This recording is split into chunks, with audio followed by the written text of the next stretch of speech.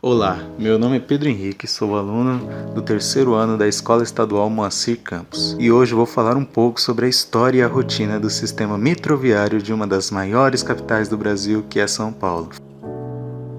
Fundada em 24 de abril de 1968, a Companhia Metropolitana de São Paulo teve sua primeira estação operante em 14 de setembro de 1974 e atualmente opera por 97 km de trilha, distribuídos por 89 estações, sendo que 59 são operadas totalmente pelo metrô, que transporta em média 5 milhões de passageiros ao dia. Com um sistema de operações que funciona 24 horas por dia, não só na manutenção de vias e controles de trem, mas a manutenção de estações, essa é uma das poucas instituições que consegue ser autossuficiente, mas também conta com uma pequena parcela de tributos do Estado para futuras emergências. Em 2010, o sistema de metrô foi eleito um dos melhores sistemas da América Latina, segundo o The Metro Awards, sendo também um dos primeiros a instalar um sistema de portas-plataforma em 2010, e também um sistema sem condutores no mesmo ano. Já em 2015, o metrô foi eleito uma das melhores sistemas pela revista americana Business Insider, sendo o único da América Latina a pertencer a essa lista. Além disso, o metrô também conta com um sistema de eletricidade própria, o que permite que ele funcione horas e horas mesmo em situações de emergência, ainda contando cada estação com um sistema feito utilizando óleo diesel, que permite também o funcionamento mesmo após esse sistema de emergência ter se esgotado. Esse sistema atualmente nunca foi utilizado no metrô em nenhuma das estações. No entanto, apesar de todas as inovações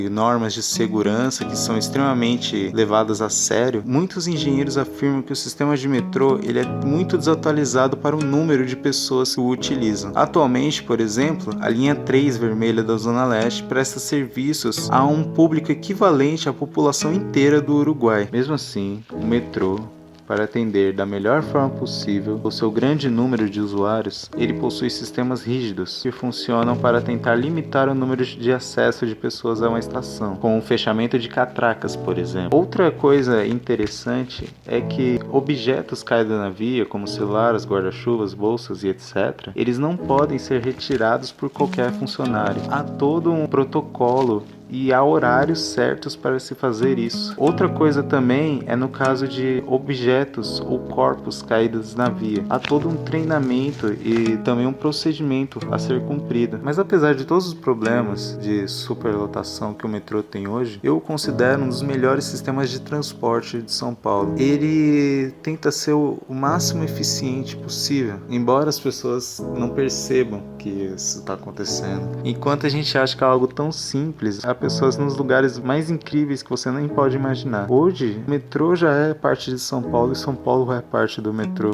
Não teria como essa cidade funcionar se não tivesse metade do que a gente tem hoje. Então, apesar de tudo, eu considero super útil o sistema de metrô. Uma história inusitada que aconteceu no metrô. Uma vez que eu tava na linha vermelha, que um cara tava ameaçando se jogar na linha do metrô, e aí os seguranças foram correndo até ele e começaram a conversar com ele. E dava pra ouvir o que eles estavam conversando. Eles estavam tentando elevar a autoestima do cara, falando que a vida dele era mais que aquilo, que ele conseguia, que ele não tinha que se matar, que ele tinha filhos. E aí, por final, o cara ele desistiu de se matar, pelo menos naquele dia. E depois do trabalho dos funcionários do metrô, ele retornou até sua casa em paz. Numa certa vez, eu estava indo no metrô com alguns amigos meus para um evento importante. E aconteceu algo um pouco bizarro nesse dia, porque a gente estava nos vagões do metrô e ele simplesmente parou de pegar. Ele não funcionava mais, ele não andava, antes de chegar no ponto dele. E todo mundo ficou assustado, né, que estava dentro do vagão. E do nada apareceu uma pessoa falando com a voz de fundo, dizendo que não podiam prosseguir o caminho porque tinha pessoas dentro não, né? As pessoas estavam meio que andando nos trilhos do metrô. E eu já fiquei assustado porque eu pensei que se você pulasse dentro você já morria na hora, mas aparentemente não é assim. E a gente ficou bem assustado, a gente não sabia o que fazer, a gente pensava que esses homens iam morrer, e foi algo bem assustador. Por sorte, as pessoas foram socorridas, a gente não conseguiu chegar a ver o que aconteceu, mas elas saíram de lá e a viagem prosseguiu normalmente. Mas foi algo muito estranho que aconteceu nesse dia. O metrô de São Paulo tem um acordo com os veículos de mídia para que não divulguem os casos de suicídio nas suas vias.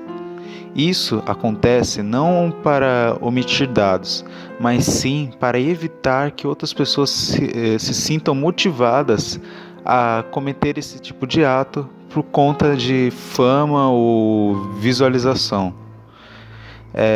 Em média, uma pessoa acaba se jogando nos trilhos do metrô por mês.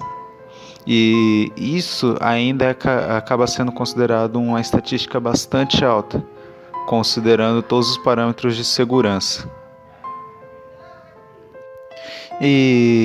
Só uma última coisa, as regras são feitas para manter a segurança de seus usuários. Então, não faça como o nosso querido amiguinho aqui, que resolveu dar uma de apressado e acabou ficando para trás.